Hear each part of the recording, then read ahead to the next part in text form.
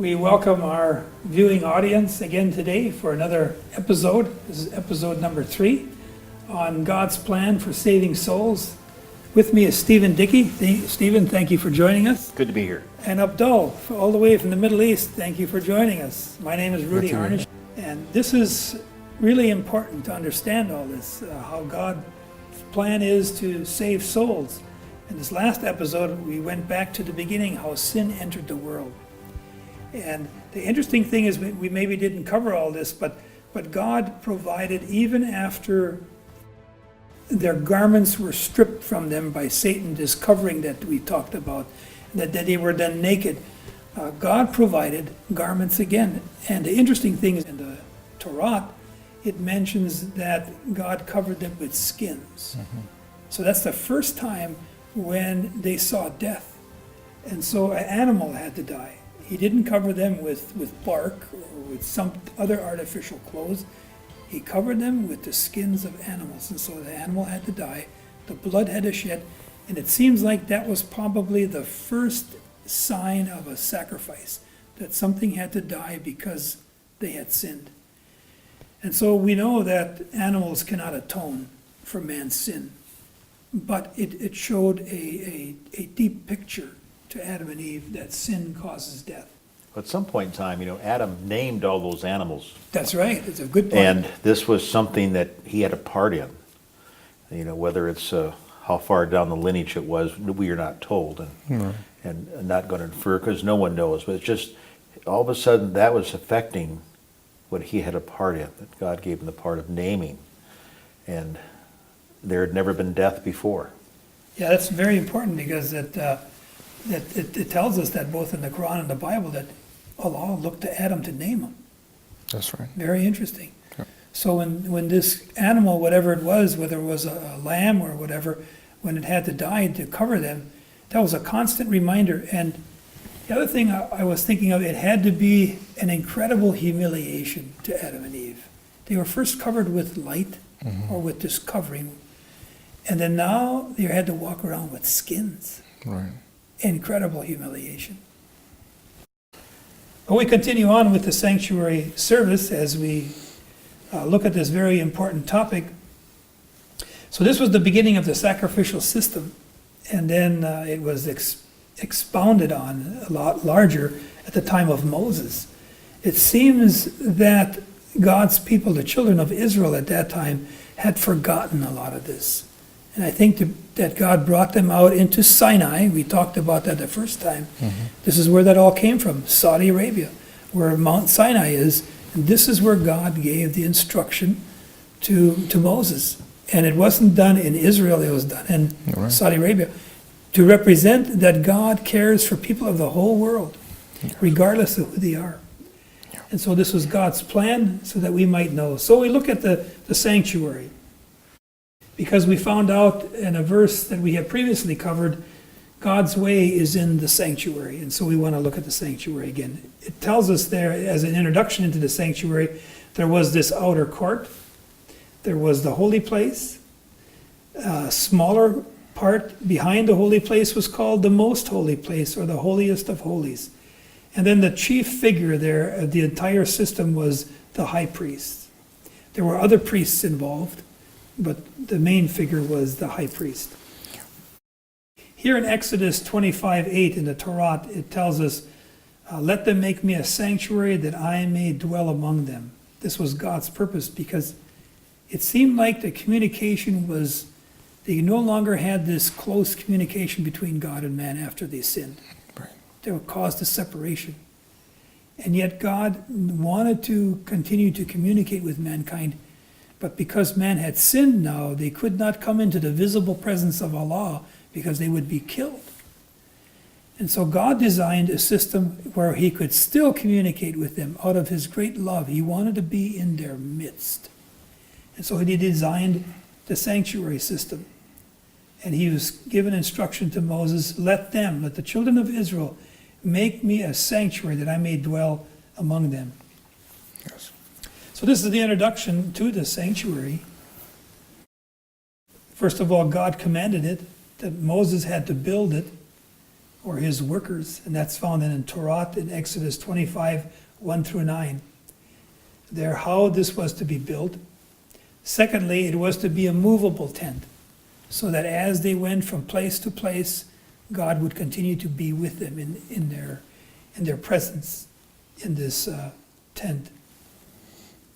And the third point I want to bring out, God wanted to dwell among his people, the Israelites, in order to have fellowship with them. He did not want to be separated from them. He wanted to be with them out of his kindness and his love for us. That's very hard for man to understand why God would want to be with sinners who've caused us trouble. But as you look at the Injil throughout, it shows about this love that you start seeing it being manifest, that he really cares. And the story here, you start to see this care becoming out more and more. It seems like God is pursuing man. Man has walked away, and he forsook God because he listened to a stranger versus the Creator who gave him all these blessings. And yet God didn't turn his back on them. He sought them and he pursues us. Yeah. And that's a real, once we finally understand that God is pursuing us, that it really helps us because it helps us to know his care. Yes. So here's an overview of the sanctuary. And those of you that are watching, is an overview of the screen there. There's the gate off there to the one side, and then you have the bronze altar out front. You have the laver. You have the courtyard, the perimeter around it there, the courtyard fence. And you have the tabernacle tent or the sanctuary tent. This composes of the sanctuary. Now, each one of these articles here that we talked about here are very important, and we're going to look at them piece by piece because they have a lesson for us. There's a lot of symbolism in this sanctuary. Yes.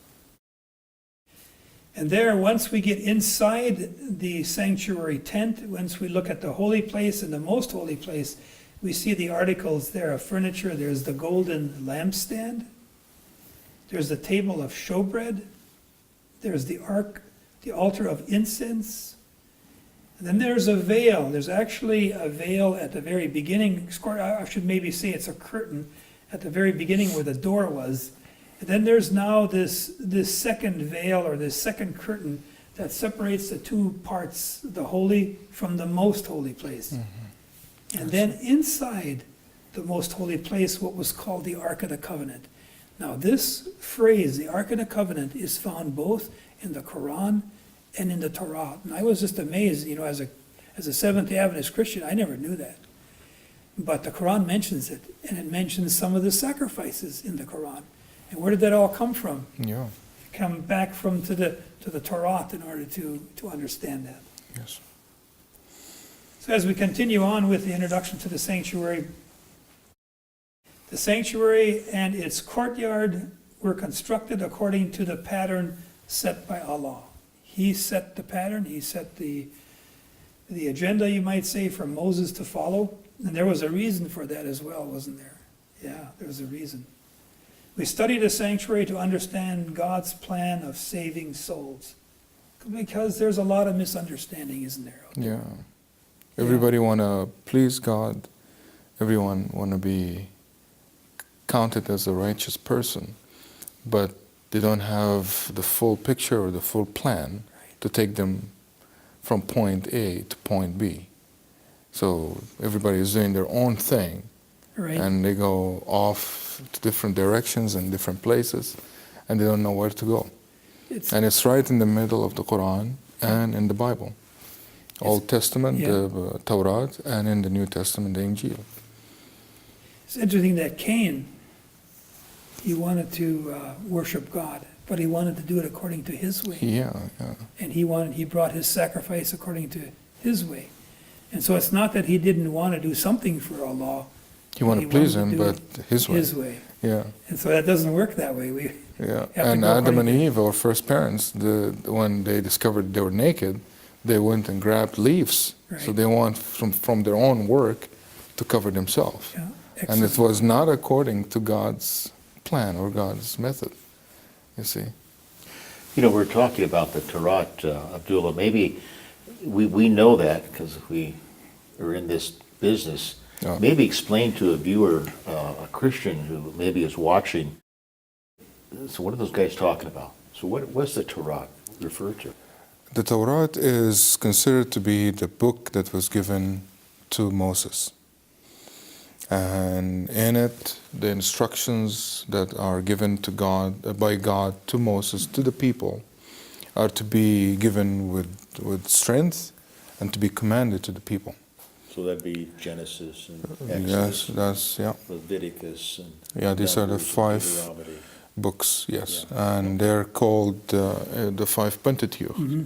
Yeah, Genesis, Exodus, Leviticus, Numbers, and Deuteronomy. Yes. Very good. I found out that Moses is mentioned 167 times. In the Quran. Yeah, we mentioned that the first time. Yeah, and so to And me that was significant. shocking. Yeah. Moses is mentioned that many times in the Quran. Yes, it's a significant number, and it's an indication that there is something very important Yes. about what we're talking Yes. about now. This sanctuary, this sin, and the forgiveness of sin, and for a person to be considered righteous by God, by Allah. So how a person can do that without understanding and going to the Torah Right. and read it, to be able to say, okay, well, I want to please God. I don't want to do it my own way. I don't want to do it That's somebody right. else's way.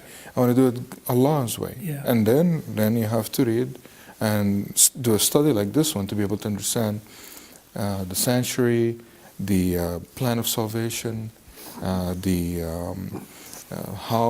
what is this blood, why it's important, why it is considered a way for forgiveness of sin. Yeah. Yeah. So for the Christian who maybe would not knowingly mock the Quran, to have that biblical character mentioned that many times, and about these other things you're talking about, it would behoove us to at least consider and look at that. That's right. if we're not of the world of Islam. Right. In other words, this is the way, from what you're saying, is this is how God spoke to a group of people, was through this book, when the so-called scriptures that Christians look to were nailed on a wall in a monastery up in Europe. Yeah. That's correct. Amazing. What encouraged me too, Stephen and Abdul, is it encouraged me that it verifies or justifies the Bible, the Torah and the Injil. When I read all these verses in the Quran, that points to the Torah and the Injil. And I know there's some people out there that say they've been corrupted. Well, But I go, God is able to protect His work. of course, He's the guardian of His word. That's exactly And that's right. what Quran says. Yeah. But Quran is saying that people have to be careful from the people who are saying it is from Allah when it is not from Allah. Mm-hmm. Mm-hmm. But it did not say that the Bible, the Torah, and the Injil are being corrupted, because that goes against what God first Sure. said. He's the guardian of His word. Be it the Quran or the Torah or the Injil, it's His word. God is warning His people to be careful from the people who are teaching it. And that's sort of what we're saying. People want to go from point A again to point B, but they're following different teachers and different people. Yeah. And they're straying away and far away from Quran, from the Torah, and from the Injil, and they're just doing it their own way to be able to please God, but they're strayed so far away from what God wanted them to do. And God is saying, come back and read the Torah, read the Injil, to be able to understand what is this plan that I wanted you to be righteous. I wanted you to come to me. I want to be with you. So as we were just saying, reading, that God said, build a sanctuary that I can be with them. So He want to be with us, all of us. And we are just saying, no, I want to follow teacher so-and-so, I want to follow imam so-and-so. And that's good. We all want to please God, as we mentioned, but we have to please Him His way. And that's the key point, is God's way, Allah's way, not my way or somebody else's way. We are human, we're trying to please God, and we are to be able to do that, we have to do a deep dive study in His Word, the Quran, the Torah, the Injil, and bring all this together to be able to put these pieces of puzzle together to complete the journey, to go to point B. Yeah, the GPS, GPS. there God we plan are of again. saving souls. You know, as a Seventh-day Adventist, I encourage all Muslims Yes. to really study the Quran. Yeah. I really do, because what I did is I just got a Quran. It was off the internet, and it was a free download, a Quran viewer. Yes. And in there, I could search the Quran on topics because I wanted to know, what the Quran says. And so here I'm finding all these verses that point back to the Torah Right. and the Injil, that Jesus was given, even Isa was given the Injil, to Moses was given the Torah. Right. So here we are studying this, and it is in the Torah that the sanctuary message was given to Moses, or Musa in Arabic. And the sanctuary shows how God is again communicating with mankind. He again reestablishing this communication that was lost. So as we continue on our introduction to the sanctuary was also a shadow of things in heaven. And that's an interesting point.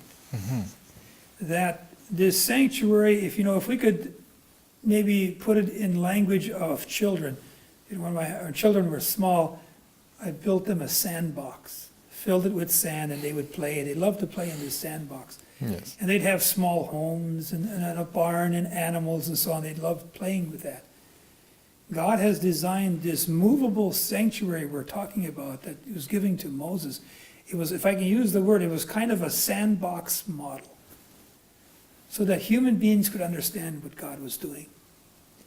And so it's a shadow, but there's a greater sanctuary where?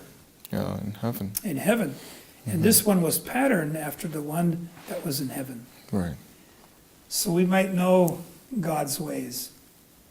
Also, the sanctuary foreshadowed or was symbolic of a redemptive work of Isa al-Masih. That's found in Hebrews 9. Right. It was a foreshadowing the redemptive work of Isa. And the third one point there is the real sanctuary is in heaven. We already talked about that, where Isa al-Masih, Jesus himself, is the high priest. So the earthly system had a high priest, had other priests as well, but it had a main high priest, and it had the sanctuary, the furnishings, and all that. This is going to be interesting as we continue on this study. Why Jesus? Why Isa? Yeah, good question. I mean, it's in Islam, Isa al-Masih is considered a prophet, peace be upon him. Right. But in Christianity, he is considered to be the one who God chose from the creation of the world, as we are seeing right now, the sanctuary and this plan of salvation is started from the beginning, to be the one who is going to be fulfilling this ultimate forgiveness of sin. The sacrifice. Yes. Yeah. So why Jesus? Why Isa? That's a question that boggles the Muslim mind. Well, I think it's, you mentioned from my study of the books of Moses that the high priest was always a human being. Yes. And he was considered a wise person because they selected one that was a little older. And then as you're talking here about Isa al-Masih being in that position, and the reason he could be that because he was on this earth walking as a human being, as a man. And I think the Christian world doesn't really recognize that in its simplicity because they always want to make him a god, but yet he was on this earth as a human. The high priest was a human, and he took the place of the high priest in heaven because he knew the struggles that you and I have gone through. He knew the struggles he went through on this earth to resist the urges of sin. So as we continue, I think it's going to be very interesting to see of why and how, because that is essential. Because as what we're looking at here, this is how God is giving to the world in visual the plan of how to avoid hell, of how to see the kingdom of heaven is when Isa comes. In my study, I found out that the high priest was chosen by God, but he chose Aaron. It was not he was not to be chosen by the people; he was to be chosen by God. So the interesting thing is that Isa al-Masih was also chosen by Allah to be the high priest. And this priest, as we find out in the sanctuary, the priests there were intercessors or mediators, mediating on behalf of the people. I see. Because the people could not come into the direct presence of Allah. And so the high priest was the only one who could come into the Shekinah, as we're going to find out later on, into the innermost Holy of Holies, to do the intercession. And so here, as we do this overall view of the sanctuary, the courtyard, there was a door. To enter into the courtyard of the sanctuary was a door. And the courtyard had this fence all around it. And right behind this courtyard was called the brazen or the bronze altar, where the sacrifices were made, were done. And also there was the bronze laver, where the washing was done. So we're going to cover each parts of these furniture pieces as we continue on. The first part, of course, into the sanctuary was the door. And that's found in the Torah, Exodus 27:16, and so on there. And the door, as you can see in this next slide there, was the only entrance into the sanctuary, the door. Really important. Because that represented something. Each one of the parts of the articles in the sanctuary represented something. It was symbolic, highly symbolic. And there you have the slide, the door coming in from the side there. And it's interesting that Isa al-Masih, Jesus himself, referred himself to as the door. I see. As the door, which is very interesting. He says in the Injil, John 10, verse 9, I am the door. By me, if any man enter in, he shall be saved, it says. So Isa al-Masih said himself that he was the door to get into the sanctuary. Jesus himself refers to as the door. We already said that anyone entering through Jesus will receive eternal life. The Injil says that in John 10:9. So if we want eternal life, if we want to be in the gardens of bliss, if we want to someday recline on those cushions of green, Jesus, Isa, is the door. And that door is the entrance to this righteousness That's right. that God wanted all human being to reach to. That's right. So that's why he said, I'm the door, I'm the way, and therefore, okay. The study keeps getting better and better as we go along. There's so Yes. much more unfolded. And it's the literal high priest again was that human being. That's right. And so God isn't putting us out where we can't reach it. Isa, or Jesus, was a human, had flesh and blood. We can relate to that as human beings. That's right. It isn't something out there we can't grasp a hold of. I see. He came close to us. Yeah. He came close. He identified himself with us as human beings. one of us. Whatever the word, in both the Quran and the Bible, Isa is called the word of Allah. And the word came and clothed himself with our fallen flesh upon Right, himself. right. He never sinned. It says in Surah 19:19 that he was born righteous, and we're going to cover that more and more as we go. But so here he came close to us to identify with us. The problem is with often people think that God is far away, that he's standoffish. He doesn't want anything to do with us until we perform something first. But we find out the exact opposite. That's true. God takes the initiative in our salvation. He's more concerned about our salvation than we even are about our own. That's true. That's the God we serve, the Creator, Allah. He's so good to us. Well, we looked there at the courtyard fence. It was quite high. You couldn't look over it. It separated the outside world from the sanctuary inside, but there was one opening. And we can be really thankful for that opening, can't we? Yes. God has provided a way back into the kingdom of heaven. And according to the Injil, Jesus is that opening. Well, the courtyard fence, you can see it there as the red arrow points it out. It was all the way around the sanctuary, and it kept the outsiders or whatever out, and then there was just the one door there to get into the sanctuary. Next, as you entered into the courtyard through the door, there was this bronze altar. And as we are going to find out, this is where they took the sacrificial animals to be slain and to be sacrificed for God. Yes.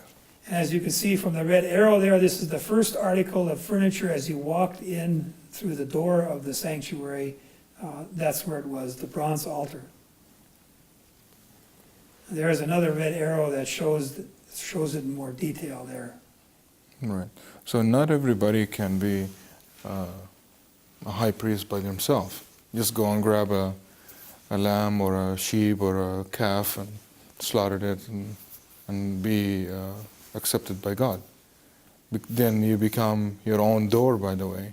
I see. Yeah, it sounds like that to me. If you decide to just grab a lamb and slaughter it, and You had to go according to God's plan. you have to go according to God's plan. And that explains the fence That's right. and the door. Okay. There's only one door, one person to go in. There's no back door. And there's Yeah, no back okay. door, there's no multiple doors. Right. There's a fence and one high priest. So not everybody can be a high priest on their own. That's right. It has to be chosen by God, and a person have to come to God's plan to reach that righteousness. Here in this slide, it shows a sinner has come in, and what this was all about is if somebody was convicted that he had sinned, maybe he did some, maybe he stole something, or maybe he told a lie to his neighbor or something, and he came under conviction, oh, I sinned, and this is displeasing to Allah. So that what he had have to do, he'd have to bring an animal. But what kind of an animal? Could he bring anything that was walking around out there? You had to bring a Good lamb. point. He had Yeah. to bring a lamb. And the thing about that, when you read this, how far or how large the tents were, and this man, and it was a man who brought this. He couldn't send his wife with it. If his wife had sinned, the husband is the head of the family. He represented his whole family, so he would have to bring, and all the neighbors would see, oh, he has sinned, Right? I see. and Humiliating, wouldn't it? humiliating, Yeah. Going to the sanctuary. condemning, Yeah, Oh, okay. and With a lamb. You'd It's a have to sinner. bring the lamb down there. yeah. And you think about all of the sheep that were in the tribes there, they didn't have fences, but they knew the voice. They'd call that lamb by the name, and that lamb would come. The rest of the sheep wouldn't move, of the neighbors. Just think about that. This is a sheep that he raised, that That's right. knew his voice, and he was going to have to kill that lamb. So that's what they did. They brought it to this altar where the life was taken. We covered our first series that one of the reasons that blood was not to be eaten is because the life is in the blood, and the blood was only supposed to be for the atonement, for atoning. So here, the sinner who came under conviction, he had to take the life of the lamb, and he had to confess his sin over the head of the lamb. But something very interesting happens is one of the priests, not the high priest here, but one of the priests would take some of the blood in a bowl and carry it into the first compartment of the sanctuary. And we're going to talk about that some more down the road. But this is where the sacrifices were done here at the altar. There were several kinds of offerings were made on the bronze altar. There was the sin offerings that we talked about. If a person was under conviction that he'd done wrong, he would bring the lamb, or a bull, or a goat. It had to be without blemish.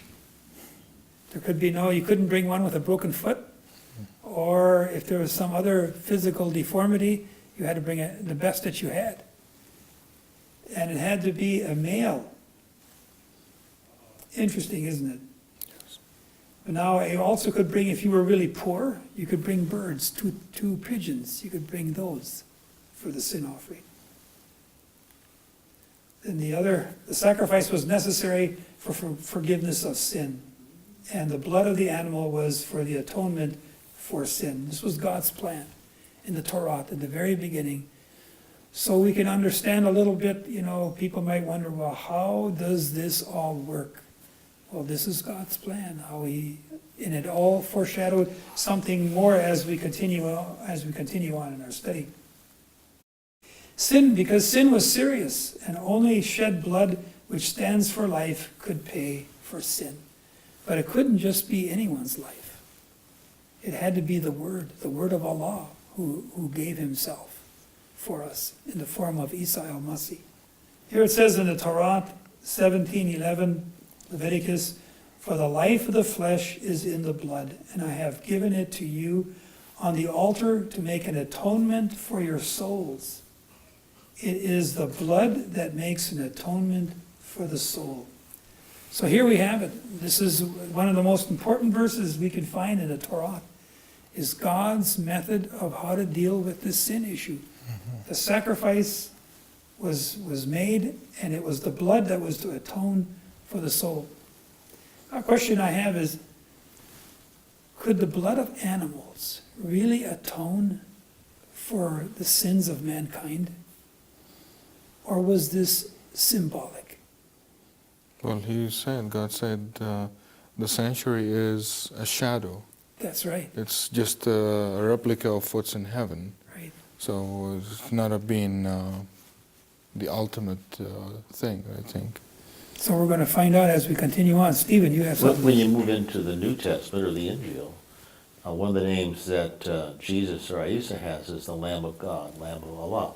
So there again, that's figure that he was taking the place of this lamb as a human being. And so to answer your question, there's patterns, shadows, all this is it all point to that Isa was going to take the place of that lamb. Yeah. Very interesting. All of this is extremely interesting, and just glad you could join us, both of you, as we continue this, because I'm learning a lot as I'm studying this. It's just a pleasure to know God's will in this entire system of how he's seeking to bring us back into heaven again. So I just want to thank you for joining us today, and all our viewers. I want to ask God's blessing upon you, as well as you continue to watch these programs, and we just ask you to join us again next time. Thank you for being with us.